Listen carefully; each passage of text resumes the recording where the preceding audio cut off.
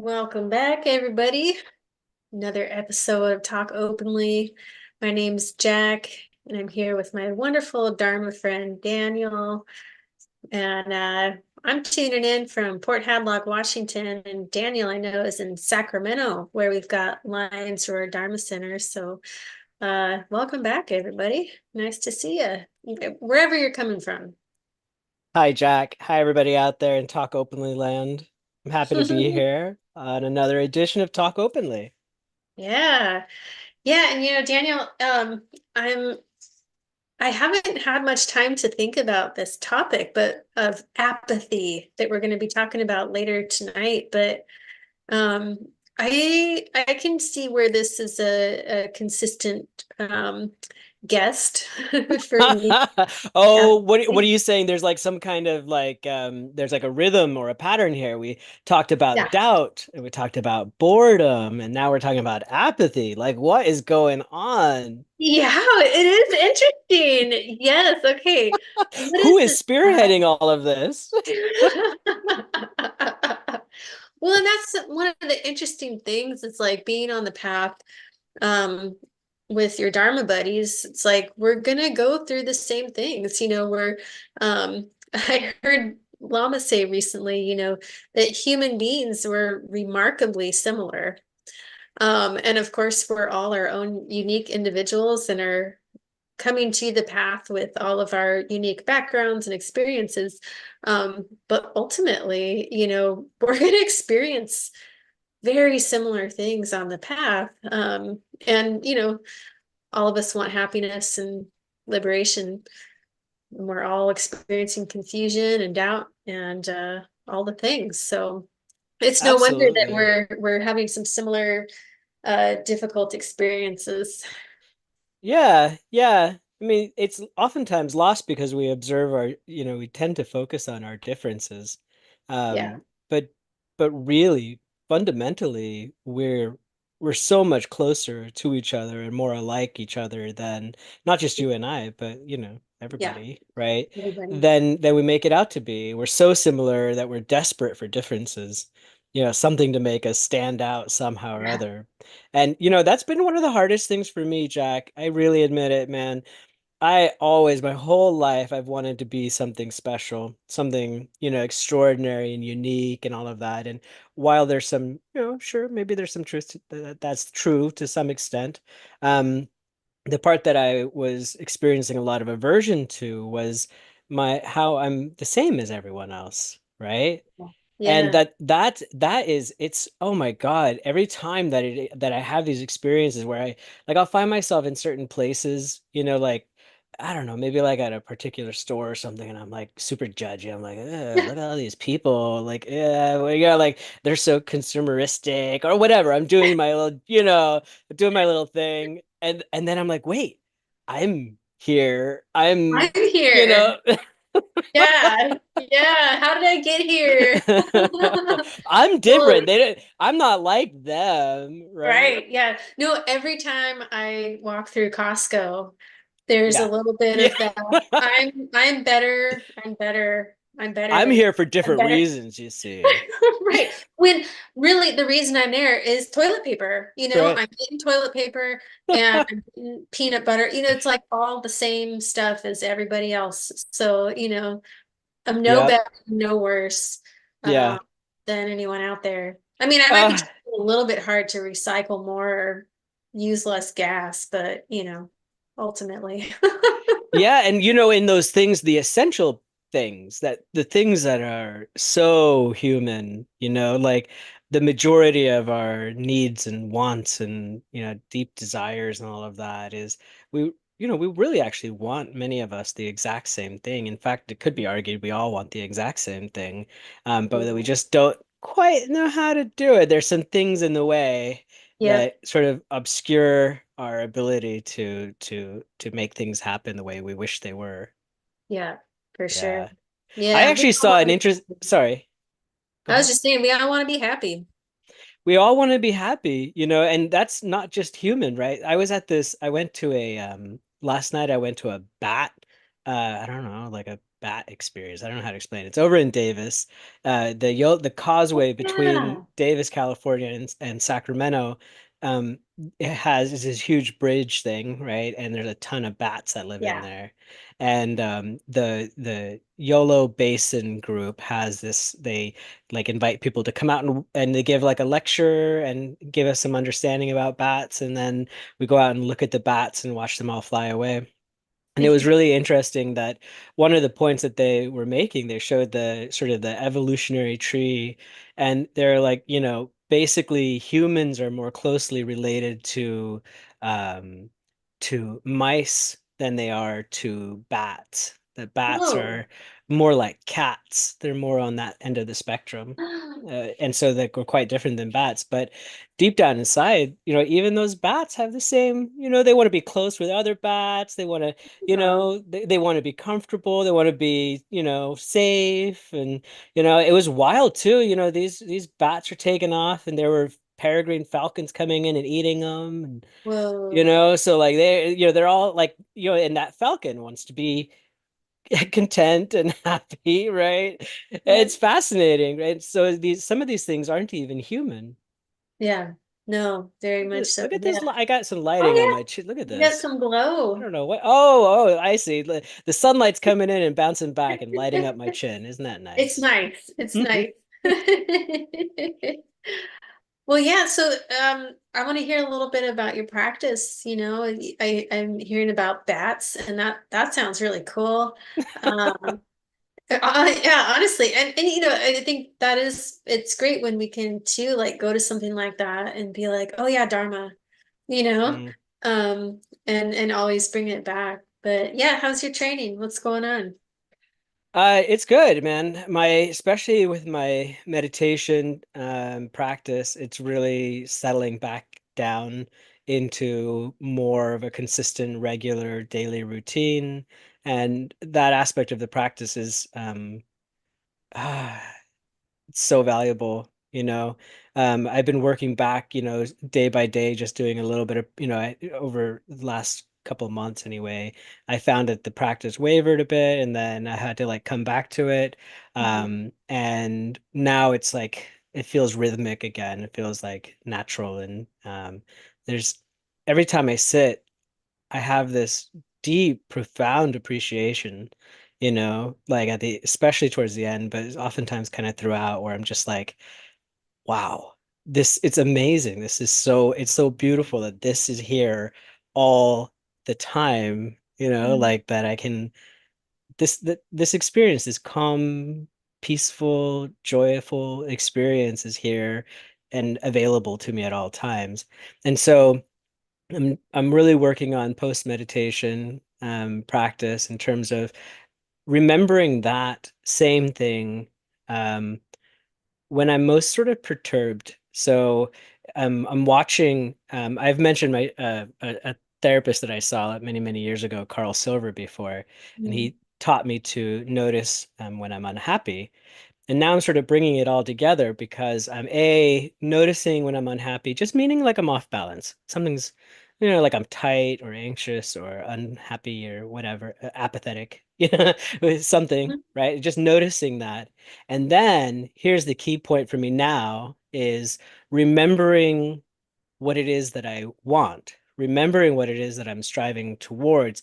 So I am like, oh, hey, look at this. I notice whatever, maybe like I'm not quite happy or whatever. I'm not okay right now. And then that was the first step, which is really important, really hard to do. But then, okay, great. Now I notice it. And then it's a remembering. What is it that I'm actually wanting here? What do I wish for my body, speech, and mind right now? Right. Mhm. And then what's so cool about it is that I can have a very similar meditative experience in those moments where things sort of like, it drops, right? And Mhm. there I can oftentimes find this spacious clarity, you know, and that it's there all the time, right? There's just these obscurations, there are these things that are in the way, and we can practice and practice and practice, right? Both in official, meditation and then also in post meditation.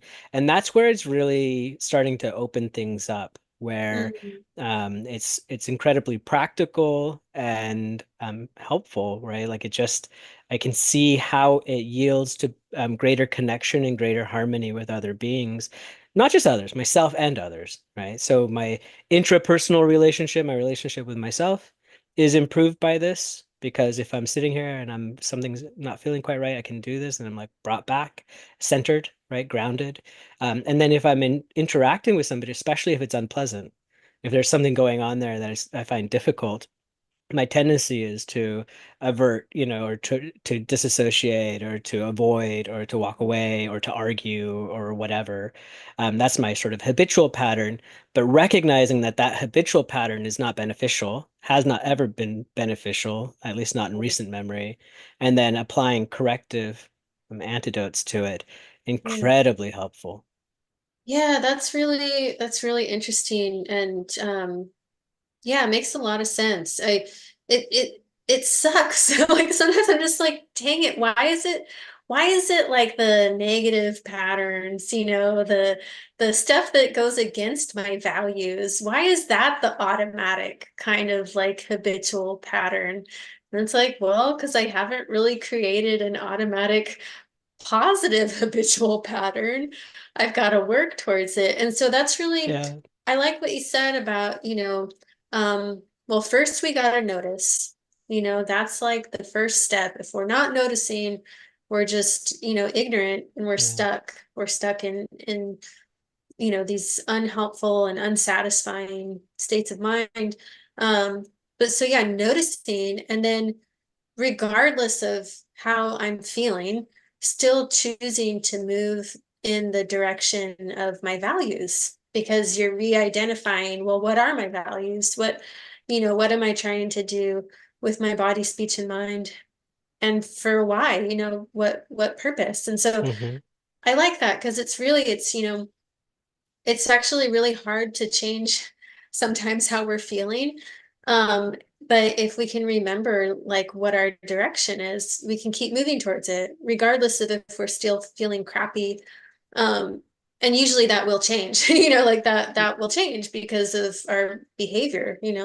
That's Um, just it. What you're yeah, saying, Jack, is instrumental here because I've tried really hard to push these things away or push them yeah, down or to try to force them to change or whatever, and none of that stuff works. But by simply engaging in the right sort of disciplined approach with my body, speech, and mind, by doing these things, by actually practicing them, then without being attached to either the doing or the outcome or any of that, just this sort of like, no, like, okay, in this moment, this is what I do, right? Correct it. Then the natural outcome tends to be one that has sort of sufficiently dealt with the underlying problem itself. yeah, yeah, Yeah. right. Yeah. Yeah, it's funny being like doing therapy with folks. Um there's no magic bullet, there's not like a, special kind of like activity or, set of words that are going to cure people. It really is like do what matters to you and actually do it.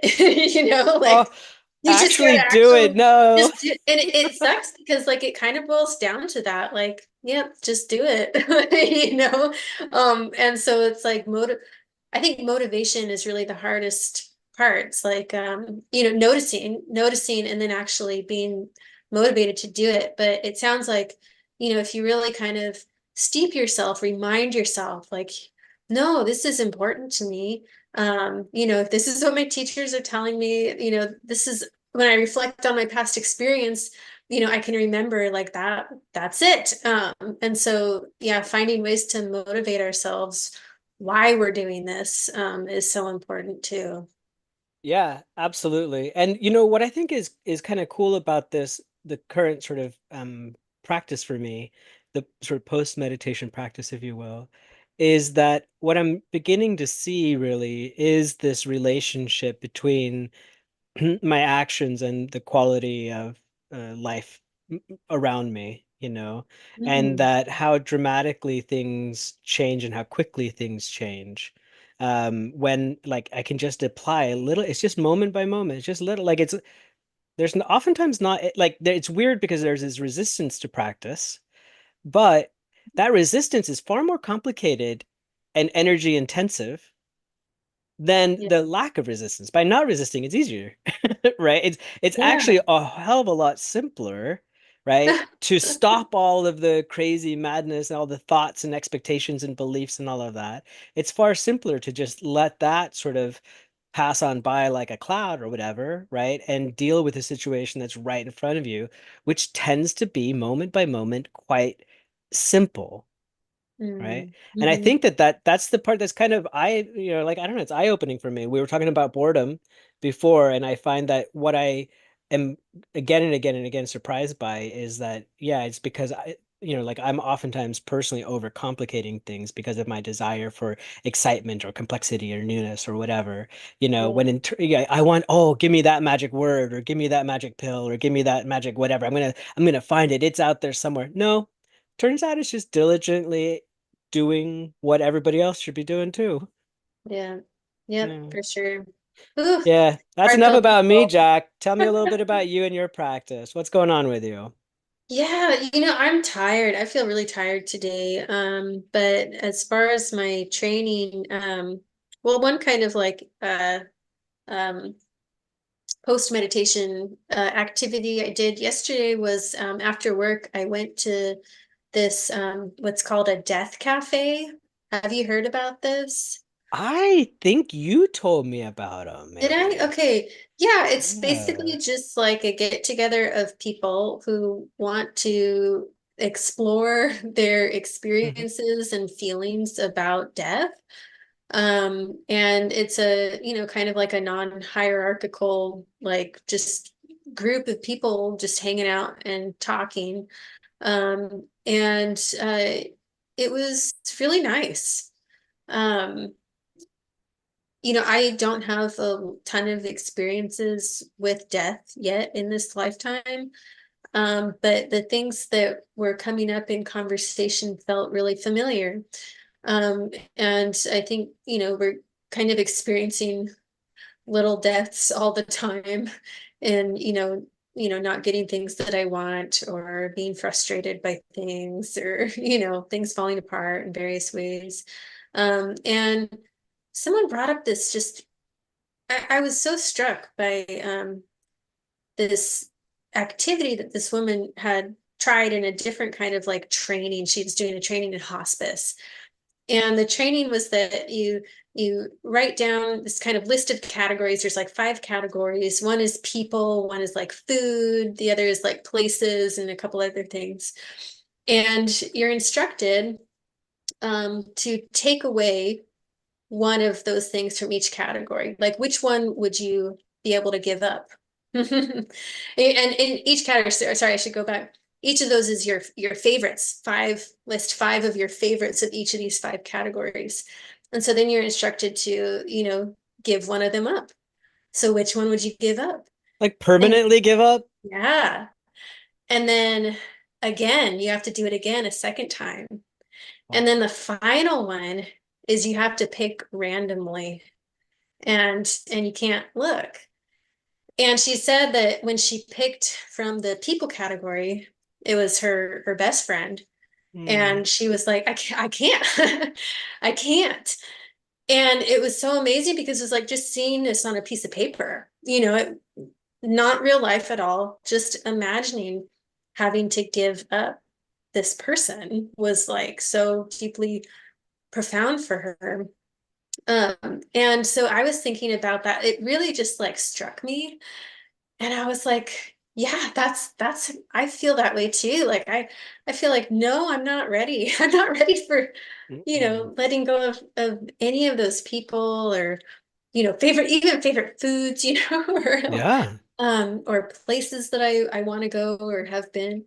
And so that was a really interesting exercise and just thinking about attachment and death and that these things they're coming and yeah not to go like into despair but to greet it Mm. I want to be there for it. I don't want to deny or push away Um, so yeah, that felt really good to hear from Yeah. people and just kind of, resonate with one another on like, gosh, this is hard, life is Yeah. is Yeah. hard. Especially this part of it. Just Yeah. I don't even have the piece of papers in front of me and I'm not even doing the exercise, but just thinking about giving up the piece of paper. Like I'm not Yeah. talking about the actual, like just sitting here with what you're talking about, I can feel that like Yeah. no, not Yeah. that. Yeah. Yeah. And I guess in the activity, you're imagining that you're someone who's in hospice. And so maybe the person that you're losing is someone who like they can't make it in time, or so you're not going to see them again, right? Or you're not going to have like your favorite food ever again. Or, it was just like so like, okay, wow, yeah. And we're all, all in some ways going to be coping with such enormous losses, but can we greet them? I love that you went to this. I'm kind of curious. I'm gonna look and see if there's any around me. Yeah. Because that sounds super healthy. Way Yes. better. I sometimes am like, where can I find a charnel ground here? Yeah. But Yeah. that's not the way that we do things in America. And so like there's this part of me that sort of like, I don't know, because I am like you, I sort of uh I guess you could say I romanticize or intellectualize the experience. And Yeah. so even when I try to really be with it, like meditate on impermanence and whatnot, even if it feels like I'm getting close, there's a part of me that's like, I know this isn't what it's like. I know that this is just like an image of what is. It's not even close to what the real deal is, right? And to be with other people and to hear experiences and their feelings, like you were saying, to sort of just resonate with it and to intentionally be there, like you were doing like a group meditation on impermanence. Yeah. Oh, Yeah. that's really Sure. wonderful. I'm gonna Yeah. try to find one near me. It sounds really healthy and I can see how it might be heart opening. Yeah. Definitely. It was. And I was surprised because I didn't necessarily feel as I entered the building that I was like in an emotional place, but I really like my heart was opened by a lot of what people were sharing. Um, Yeah. and I'm gonna go back. So I was gonna say, are you gonna do it again? I'm Sounds gonna like do it it. again. Yeah. Oh, Yeah. what compelled you to do it in the first place? My close friend, who's also my roommate, has had an immense amount of loss in the last 8 years. And so she's very skilled, I think, in understanding grief, from experience. And she also is very good about just talking about it. And so I really admire that about her. And um, so she and I think, started looking that Death Cafe thing up a while back, but just never went. So it's all interdependence, I Yeah. wouldn't have thought about it, No. if not for my buddy. But yeah, I super recommend. And there's also one thing that someone brought up that I'm definitely going to bring up to my family is I think it's called the Conversation Project. I wrote it down somewhere, but the Conversation Project is talking about like end of life Hmm. wishes and kind of setting up, um, yeah, your end of life needs and desires so that your family actually knows what to do. Because a lot of people get in, you know, unexpected situations or even just get old and don't think about it. And Hmm. then there's like all these questions at the end of life about like, Yeah. what do you actually want? And are you even, conscious to share that with Yeah. us? And so yeah, we need to Yeah. do that. I think It's it's, true, and the reason we need to do that is not for us, yeah, right? Other than our own peace of mind, but it really is for the well-being of our loved ones, yeah, because it's going to happen. We yep, don't know when it's going to happen. It could happen any minute. Um, and we want to save them the anguish of all the uncertainty and that. So like, I'm noticing this. My former mother-in-law is in hospice right now. She just entered hospice, Yeah, and she has, pretty advanced severe dementia. So she can't express anything at this point about her wishes or desires. Um, and the family itself is already in crisis, just talking about plans for funerals or what yeah, to do with the body and things like that, like it's already causing incredible friction within the yeah, family, right? A lot of difficulty. Whereas if she'd had that conversation with them before and it was well documented, then everybody would just be like, this is what mom wanted. End yeah, of discussion. yeah, exactly. Yeah, Yeah. it saves a lot of grief and confusion and questions about like, did we did it do it right? You Yeah. know? Yeah. Well, Yeah. thanks, Jack. I really appreciate Sure. that you sharing your experience with that, and also, it's yeah, I want to check it out myself. So Yeah. maybe some Yeah. other people will too. Talk about interdependence, huh? Like it's Hell yeah. spreading out Yeah. from your roommate, from your friend. Yeah, right, right. Mm. Yeah, gotta talk, gotta talk. Okay, All right. I think we gotta train now. Let's do a little training. Let Got me some pull Lojong? up the random Lojong slogan page here, and we'll do a little bit of training. Sounds good.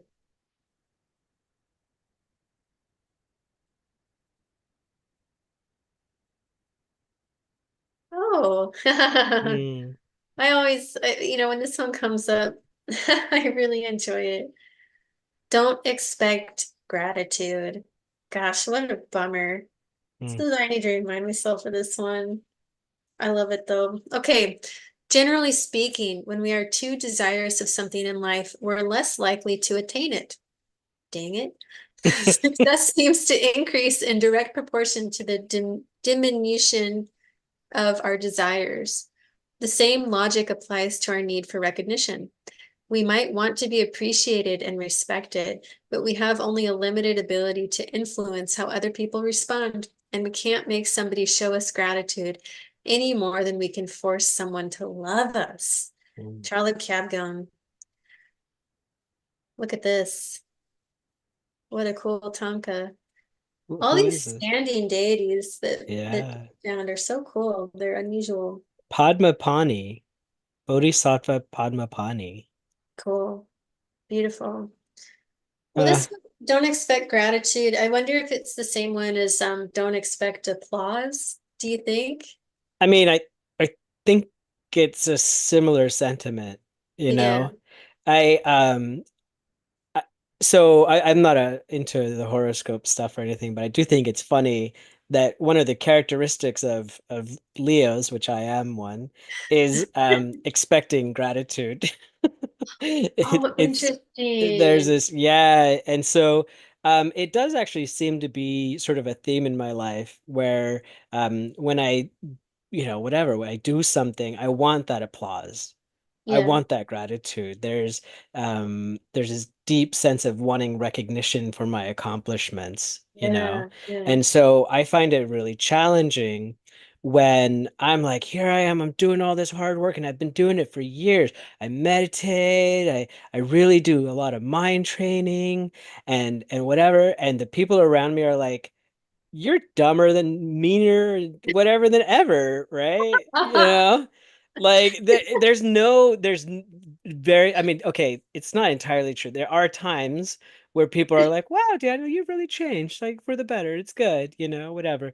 But that's not for the most part, right? A lot of times people are like, what, especially close family and friends are just like, yeah, now you have this extra layer, like you're a Buddhist, or whatever. Yeah, like, oh my God. And I'm like, you don't understand how hard it is, and I'm doing this for your benefit. Give Yeah, me flowers, give me praise. that's right. That's right. Like, don't you see how hard it is? But no, no, truly, I get what they're talking about here. There is this deep desire for appreciation and respect for what we're doing here. And Yeah, it's a lot better to not be worried about that, not be thinking about that. It's a hell of a lot easier to just drop all of that and just keep practicing. Yeah, for sure. Yeah. Another thing that Lama says often is, like we don't own it, like we can't own bodhicitta. It's not ours, but No. it is our inherent nature. We just don't own it. And so, expecting all this appreciation coming back towards us for just doing, what actually is, our nature. Yeah, we can't expect that. And a lot of times people are going to be even like annoyed with us too. So I don't know. I definitely have that thing, Daniel, with like moral dessert as well, where I'm kind of like, well, so and it's totally, I think the Christian in me, which is Hmm. like, if I do good and I do all my prostrations and my mantras, then I'm gonna go to whatever kind of Buddhist heaven there is, Hmm. and that's my moral dessert. That's if I do this, then that.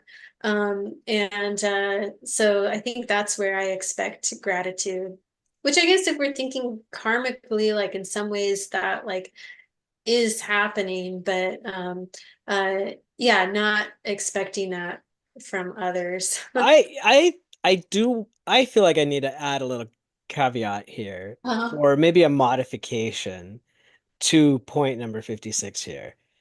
I really feel like I think it's fair to say, don't expect gratitude from others, right? Because yeah, certainly while, like I was saying at the outset, while it's unlikely that I'm going to get it if I'm looking for it, all right, if I really am grasping and needing it, it's unlikely that I'm going to get that praise, applause, and gratitude from other people. Um, if I'm doing this, I can be grateful myself.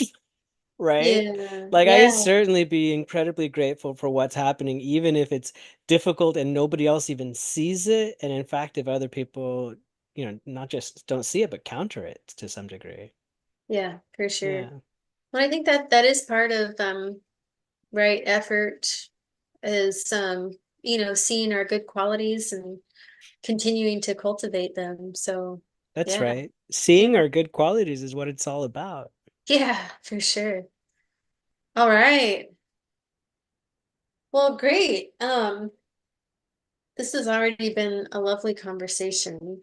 Hmm. And I always felt like I start this conversation, I'm like, I'm really tired and I kind of want to just lay down, please. And then I'm like, actually, I really want to have this conversation with you. This is wonderful. Oh, thanks for But taking one for the team, Jack. oh gosh, you're welcome. But so apathy is such an interesting topic for tonight. And like you were saying, we kind of like subconsciously are in this like series of um mental afflictions. Like what have we talked about doubt a couple Hmm. weeks ago. Yep. Last week we talked about boredom.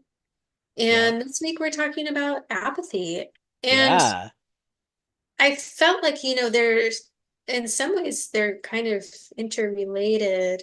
Yeah, Um, for sure. but apathy, I feel like it's such a sneaky, dangerous state of mind. Because sometimes I can't even really tell necessarily when I've Uh-huh. slipped into apathy. Like boredom somewhat feels like obvious to me, where I'm like, like I don't want to Right. be here. I'm tired of this. I just want something fun to do. But apathy is like, um, I can slip into some like real, like just not caring about others, not caring about, my path. And it's pretty subtle. I don't know. How does it show up for Yeah. you? Yeah, without a doubt. I couldn't agree more about what you said. The boredom is pretty evident, or at least I thought it was. It does have these subtleties to it, so it's not always super apparent, but doubt is very clear to me when I'm Mm, experiencing doubt. Um, And I think that the relationship between doubt and boredom and apathy, I feel like doubt and boredom are precursors. Like they kind of like might show up first, and then if they're not um addressed properly, then it can give way to apathy. I feel like apathy is sort of like it's the festered version of it. Like it's Yeah, gotten deeper somehow. It's gone systemic or something, right? totally. Yeah, that's an interesting way to put it. Yeah, I also found when I was reflecting on, where apathy comes from for me, this kind of like lack of enthusiasm, lack of care, that it's a little bit of a fear response. Oh, hell yeah. You know what Absolutely I it mean? is. Like, Yeah. uh, when you think about fight, flight, or Yeah. freeze, apathy for me kind of shows up when I feel like there's nothing that can be done. Yep. Or I just think that there's nothing that can be done. And so I'll just get a little bit like, well, fuck it, like That's I right. don't care. Yeah. There's Yeah. there's nothing I can do anyways. There's no way that I can influence the situation. That's right. Or I am thinking that way. And so, like why even put my energy towards this? Yeah, and so I've had that, I've struggled with these characteristics my whole life in all affairs. But what I find particularly troublesome is that, since I've really engaged in spiritual practice, it's like I've got new toys to layer into my apathetic stance. Mm. Meaning that sometimes I take these concepts and I skew them to serve apathy's function. So Oh, tell me more. This is sounding right up my alley. yeah, so what'll happen is I'll have some, like I just don't care. Like that feeling, I just like, no, it just doesn't. And why am I, like there a little bit of doubt. Why am I doing this? Am I really, is this, is enlightenment a thing? Can I really be a benefit of that kind of benefit to others? Do I really make an impact on the world, right? Like my thoughts begin to go like that. And then I'll be like, man, I've been doing this for countless lifetimes, right? Since beginningless time, I've been doing this, and so has everybody else. And, Yeah. Shakyamuni showed up and like did his teaching thing, and like there's all these other people and teachers, but like they're just teaching, and the world just keeps on doing its thing, and people are still lost in samsara. I'm still lost in it, and like I'll begin to think like that, right? And then it's not so much like a doubt about the efficacy of the instructions. It's not like that. I don't think it shows up. There might be an element of that, but it's actually more along the lines of like, and so what? Who cares? Why would I? Okay, so what? Enlightenment. All right, great. So what? Striving for, highest realization of or realization of my highest potential and what? No, oh, who cares? All Yeah. right. And it Yeah. starts like there's these elements that begin to come in there where I start to like kind of twist the truths around, right? Oh, it's all impermanent. It's Yeah, always I'm gonna moving. die anyways. I'm gonna die anyway. You know what? There's not a personal self here anyway. There's who is it that said that they were going to commit to these practices? It wasn't me. It was that guy a while ago. Or, there's that previous fella, Yeah. right? It's not even me, right? So that it gets skewed. It gets Yeah. really like it's really easy. Apathy has this like really powerful, I feel like way of like grabbing everything in, right? Yeah. It turns everything gray. Oh, wow. Yeah, no, I totally feel that. Yeah, it's such a sneaky state of mind. How it can just take everything in. And it's also, yeah, it's just like there's a kind of solace, I think, in apathy, where it's like, oh, good. Like I don't have to, I Yeah. don't have to work at it anymore because like just fuck Just don't it. care, right? You know, Yeah. yeah, absolutely. And ultimately, isn't apathy sort of the goal anyway here with all this Yeah. renunciation? and equanimity and avoiding Right. attachment and wanting to be peaceful and contented. Like I often, the thought that occurs to me sometimes is like, I should just go disappear into a cave, meditate, and die quietly. And that would be the best contribution I could make to the world is to just disappear and leave no trace, sort of, you know? Like it's like, oh, and then you know what, Jack? I feel so good when I come to that realization because then I'm like, I don't have to do anything. I mean, I got to find the cave and all that shit, but like I don't have to do anything else. I just have to stop Yeah. because isn't that what this is all about? And Yeah. that is yet another incredibly distorted view. Right, right.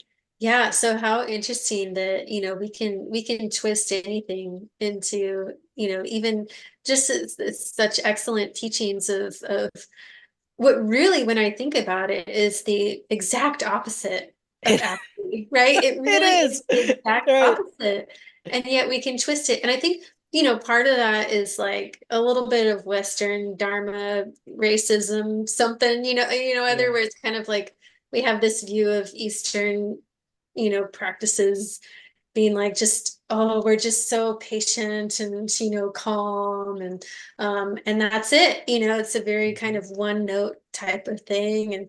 And so part of that I think is our our kind of Western perception, um and which is wrong, because if there's anyone in the world who is more like active and engaged than my teachers, I don't think that Mm, person would be, ruling the world.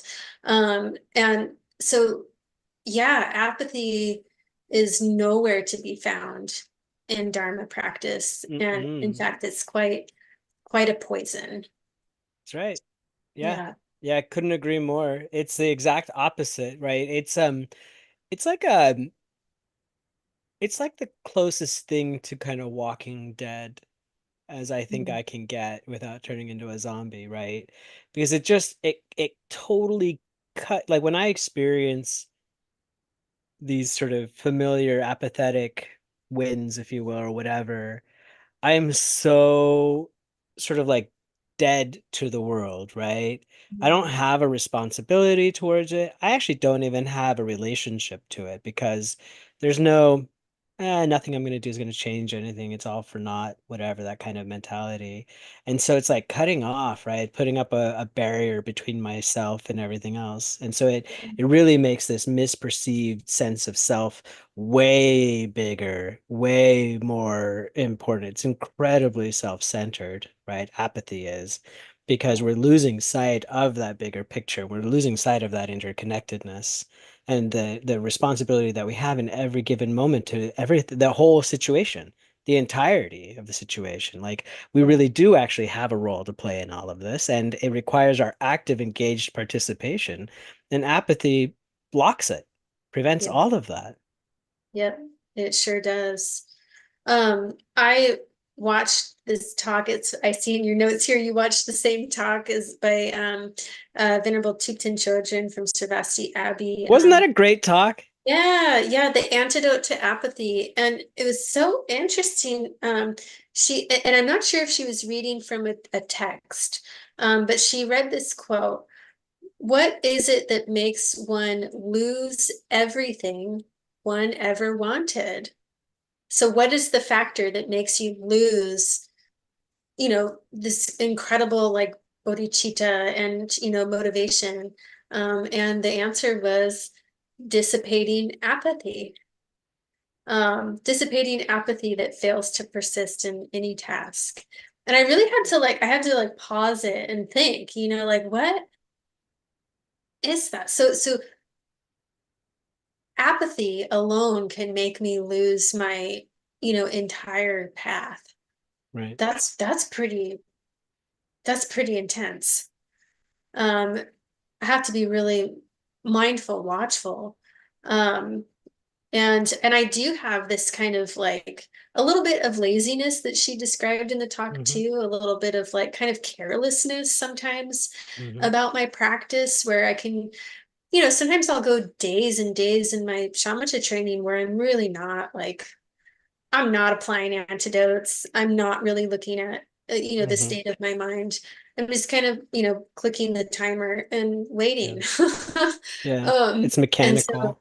it's very mechanical. And so I think that's where apathy can show up is a Yeah. little bit laziness, in my training. It is laziness, Yeah. so it undermines our effort on the path, right? And what I found so interesting about what Tupten Chodron was talking about, it was very specific the way she phrased the answer to the question, what is it that makes one lose everything one ever wanted? The answer was not just apathy, right? It was dissipating apathy that fails to persist in any task. And I was like, why did she feel the need to say dissipating Yeah. What is the apathy? dissipating What about? exactly Yeah. is that? Just Oh my to God, dissolve. when I was like thinking about it and then I got some notes on it, I asked Chat GPT, what was she talking about, right? So I know, sorry, whatever. Anyway, so as I was like thinking about this, it became very clear. So what it's very similar to the experience that I have where, I there's this incredible enthusiasm in the beginning, high energy, strong intention, lots of motivation. I'm like, I'm gonna do that. I can do it. Lots of faith, I'm gung ho, right? And then as I continue and it gets harder and steeper and more difficult and there's obstacles and whatever, then then there's this dissipation, right? There's this gradual sort of like erosion. It begins to just sort of like some things start to fade, like my motivation becomes a little less clear, my effort becomes diminished, right? And then that's where there's like that's the where the doubt and the boredom start to creep in and then leading into this sort of like general apathetic state. And so it's this gradual erosion of our effort. Yeah. Yeah. Which is like it's kind of hard to track, which is what we were saying at the beginning was like, it's you don't really know that you're approaching it until you're kind of in it, at least for me. And so I can see Right. how that dissipating quality is like, that gradual kind of like moving away from our motivation and getting bored with what we're doing. Yeah. Um, yeah, okay. And I'm curious. We can talk about what Thupten Chodron shared here too, but uh, any antidotes that you've discovered to apathy? Like, how do you get around this It, just incredible obstacle? yeah. I would say help from a qualified teacher is of paramount importance, right? So I'll tell you. So our teacher, Lama Yoshi Jimpa, has he's noticed in me this tendency, right? And has pointed it out. He assigned a talk on right effort a while ago, right? And I haven't learned my lesson yet. Yeah, I still still dealing with these challenges. And a couple of darshans ago, I was talking to him and I was asking for some advice. I said, man, there's just, like there's such a wealth of Dharma material out there, and I read things, and then I move on to something else, and then I read a little bit of this, and then I think about something else, and then I listen to a random Dharma talk, and and like I just it's not it gets muddy, like Mhm. even though I really enjoy it, it's fun and interesting, it gets really muddy, and that kind of confusion that comes from that, from the lack of structure and just sort of jumping into it willy-nilly, is something that can lead to doubt, can lead to sort of a lack of faith. It can eventually give way to this apathetic condition. And so what And he can I ask, suggests, do you think it's because you're just kind of like like skating the surface? And is that what leads to apathy? Is that it's kind of like, well, you know, well, for one, there's so much. How could I possibly, get everything? Um, and also like, well, I can kind of just, skirt the surface of this and not have to really dedicate myself to real deep knowledge, which takes effort. Is that any of that? What's yeah, I think yeah, yes, there's that. I think that's a component of it. I think the other part is that this is a path, there is actual structure, there is a way, right? So we are yogis in the sense that other people have come before us and have told us what worked for them, have written it down, or spoken it or whatever, have taught it. And there's like a method to all of this. There is actual structure. And what happens is when I just jump in willy-nilly, it's okay. There's a little bit of just like exploration. I'm not benefiting from that structure, right? Mhm. And so I get a little lost, right? Where like I'm having fun. The way I explained it to Llama was I was like, like I really appreciate the labyrinth, and I've been hanging out in the labyrinth, exploring it for a while now. And I get what you're saying. Sometimes I'm closer to the center, sometimes I'm further away, all of that. And I can appreciate that.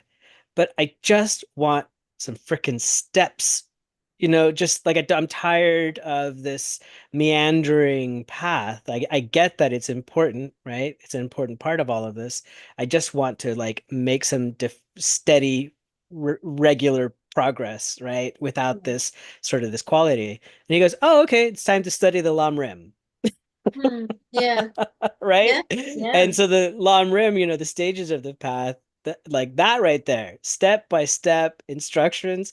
I think that I can benefit from it because it's, again, simpler. It's yeah, easier. I don't have to, there doesn't have to be all this conceptualization. There doesn't have to be this me pretending like I know. And like, no, just read it, practice it, do it in this fashion, in this systematic way. That's one thing actually that Thupten Chodron mentioned towards the end of her talk, right? Was that it can be really problematic for us when we kind of go on our own way, go in our yeah, own way without having some guidance from a qualified teacher. And in this case, the qualified teacher for me is both my Lama, right? And also the Lamrim. And I'm only just now getting into it. I'm reading Pabanka Rinpoche's book, Liberation in the Palm of Your Hand. And awesome. just really getting started. I'm in the preliminaries now, and I'm looking forward to it. There's a part of me that's like, that relief. Okay, so that relief that you're talking about with apathy, where there's this like, Mm. I don't have to do anything sort of thing. What I'm beginning to sort of sense with the Lam Rim is this, oh, I can get that same kind of relief, right? It's a similar kind of relief where it's like I don't have to think so much. I Yeah, don't, I mean, like, I don't have to overly complicate this whole thing, right? Like, I can just follow the instructions, just do what it says, right? And then I can watch as the results develop. It's just stairs yeah, instead of a labyrinth. yeah, yeah. Oh, I love that idea. So instead of the labyrinth now, okay, stairs, one stair Stairs. at a time. Yeah. Yeah, that's really cool. Step Yeah, up into another labyrinth. yeah, right. Right? Because they're both like that was one thing that Lama stressed to me. He was like labyrinth is very important, right? That's where you get the width, right? You get Mm, this sort of there's this sort of wider exposure, but then you need to go deeper, or further in a specific right. direction. Yeah, huh. That's really cool. Yeah, Yeah, yeah. thanks for sharing that. Yeah, there is something about being able to break things down, like how incredible the Lamrim is at breaking down the stages of the path, and you can kind of see a little bit where you're at, and maybe sometimes that's where the labyrinth can be part of the Lamrim, is that you can kind of move through the Lamrim a little bit, at least. And I talked to a qualified teacher, but I've done actually Tupten children's meditations on the Lam Rim, which I highly recommend. I think they're on SoundCloud. And uh, sometimes I'll jump ahead and I'll sit with some things farther along in on the path. Or I'll go back, to the very basics, the foundations. And that's really cool. You go But up and down the steps. go up and down the steps. Yeah. You're doing the Stairmaster approach to this workout. Right, right. Well, that's the kind of labyrinthine, I think, Yeah. aspect of the long rim, is that you always got to come back to the foundation. Um, but yeah, I think another part that's an antidote for me is similar in that if I can create and cultivate rather um, contentment for where I'm at on the path. Um, and part of that is, I've said it a million times, I'll say it a million more times. It's like, looking back, right, to when I first started and seeing, yeah, it is totally different. There's things that I'm seeing again that I Hmm. know I'm frustrated about, but like I'm really, really developing some competence. And so gaining some encouragement from that and contentment in just creating the causes, as I think is another Tupten children recommendation is like, Yeah, we're gonna see the results. Like if if we really trust, karma, then we are like we can have faith in that we're gonna see the results of the positive, action and energy and effort that we're putting that's towards the path. right. That's right. Yeah, It's like I was telling my daughter today. She and I have always gone, not always, but for well over a year now, we've gone to the gym on a very regular basis during the school year. Summertime threw a wrench into things, changed the schedule around, and we yeah, found it quite difficult actually. We still kept going, but it was really hard to, with vacations and disruptions in schedule and stuff, to continually make it like we had during the school year. So the routine wasn't mhm, there. So it was harder. It required a lot more effort just to get there. And then I had some like foot problems and whatever, made it so that I couldn't work out quite the way that I had. And so we went to the gym today, and then we were reflecting on it. She said, "Oh, I'm so glad school's about to start, which means that our gym routine is going to fall back in, and it'll just be regular." And I was yeah, like, "Yeah, but think about the value. I mean, like the what we did over this summer was really important, that we didn't give up. Yes, it was yeah, harder. Yes, it was less certain. Yes to all of that. But there's definite results from doing that go way beyond just whatever the physical benefits of going to the gym are, because we kept up that pattern, that behavior of continually going. And that's why, it's really important for us to, like you were saying, to develop some contentment and some gratitude for what we've already done, and to have some trust to watch and be like, yeah, this stuff works even when I can't see it working, right? yeah, Like the yeah, fruits, even if there's no fruit on the tree, the process of making fruit is happening. yeah. I just got to keep exerting myself. Yeah, that's right. Yeah. Yeah. And then just lastly, cultivating joyous effort, which I think was in the talk, just so important. And there's steps to that. She mentioned the 4 steps to cultivating joyous effort. Um, through generating a positive outlook and avoiding distorted perceptions, through aspiration, like recognizing the benefits of what we're doing, through mindfulness, like you were saying at the beginning, like remembering your intentions for your body, speech, and mind. And then pliancy, developing, flexibility in your body, speech, and mind. Yeah. And so there's steps, just how generous, right? I And know, compassionate right? our teachers are, and that they're like, we know this is hard. Let's break it down. We're gonna do it. You're gonna be fine. Just follow the steps. Do what you can, Yeah. Oh, you need it simpler? Okay, we'll break it down even simpler. Yeah, Okay, yeah. no problem. They're so kind, right? Truly, truly kind and generous. Well, friends, this has been a really great conversation. I appreciate it. You always lift my spirits. Thank you so much, Jack. I hope that you get a good night's sleep tonight. I hope you have sweet dreams and wake up tomorrow feeling super duper rested. Thanks so much. Yeah, and maybe I'll see you on Insight Timer. Okay. You gonna be Ooh. there early? Now I might. Yeah. Okay, Yeah. maybe I'll see you. All right. All I'll right. be there at like 5. 5. Oh my God, you're crazy. Okay. Well, I might see you. Oh, and just a reminder, I think on Monday is coming up the full moon, right? And so That's right. We are doing that, um and you were going to send me a link to something, I'm gonna right? send you a link. Okay, I'll do that. I'll do it Okay. Awesome. now. No, that sounds good. I'm looking forward to the full moon practice. That's going to be great. And also next Tuesday we will not be back. I'm going to be Okay, gone. I'm that's going to right. be gone on a work trip, so we'll be back in 2 weeks' time. Sounds